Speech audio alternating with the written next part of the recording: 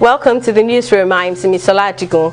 Leader of the indigenous people of Biafra, IPOB, Nnamdi Kanu, has been rearraigned at a federal high court in Abuja on terrorism charges. The federal government recently amended the charges against him, raising them to 7 counts as against the 5 counts he was previously answering to, bordering on treasonable felony and terrorism. The IPOB leader, who was arrested in Kenya and brought to Nigeria after he jumped bail and fled to the UK in 2017, has however pleaded not guilty to the charges read against him.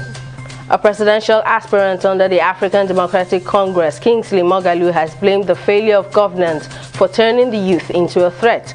On the backdrop of the EndSARS memorial protest, Moghalu, in a statement, said the youth are Nigeria's most productive assets but have become a threat to the government because of its failures. The former deputy governor of the Central Bank of Nigeria did not fail to mention his 5-point agenda if elected into office, which he says would provide a council that would immortalize the 2020 EndSARS protests.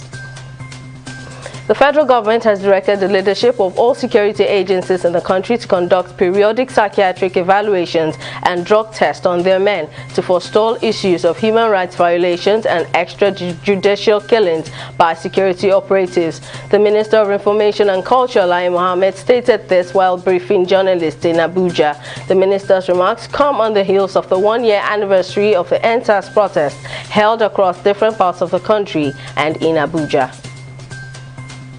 A Brazilian Senate committee on investigating the country's response to the COVID-19 pandemic has recommended that President Jair Bolsonaro face 9 criminal charges, including crimes against humanity for his role in the public health crisis. In a lengthy report released on Wednesday, the 11-member committee said that Bolsonaro allowed the free spread of COVID-19 through the country in a failed attempt to achieve herd immunity, leading to the deaths of thousands of people.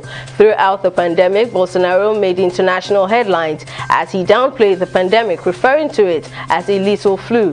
More than 600,000 people in Brazil have died from COVID-19, the second highest death toll in the world after the United States. The Nigerian Maritime Administration and Safety Agency, NIMASA, says the country reported 4 incidents of piracy in the first 9 months of 2021.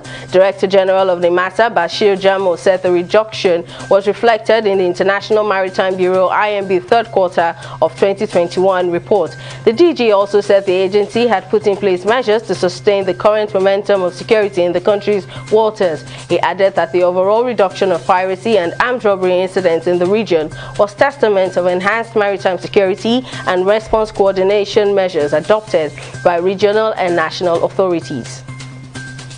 In international news, Ethiopia's military launched new airstrikes on Tigray on Wednesday in a second round of bombardments this week against rebel targets in the war-battered region. The conflict has created a deep humanitarian crisis, with the United Nations saying around 2 million people have been displaced and hundreds of thousands plunged into famine-like conditions. The raids marked a sharp escalation in the brutal year-long conflict, pitting government forces and their allies against the Tigray People's Liberation Front, the region's once dominant ruling party. In sport, Ansu Fati has extended his contract with Barcelona until 2027. The club made this announcement on Wednesday, shortly after their 1-0 victory over Dynamo Kiev in the Champions League. Fati, who recently returned after almost a year with a knee injury, will have a release clause in his new deal set at €1 billion. Fati scored his first Champions League goal against Inter Milan at age 17, breaking a tournament record that had stood since 1997. In total, he has made 47 appearances for Barcelona, scoring 15 goals. That's all on the newsroom at this time. Join us at the top of the hour for more news updates. I am Simisola Adigun.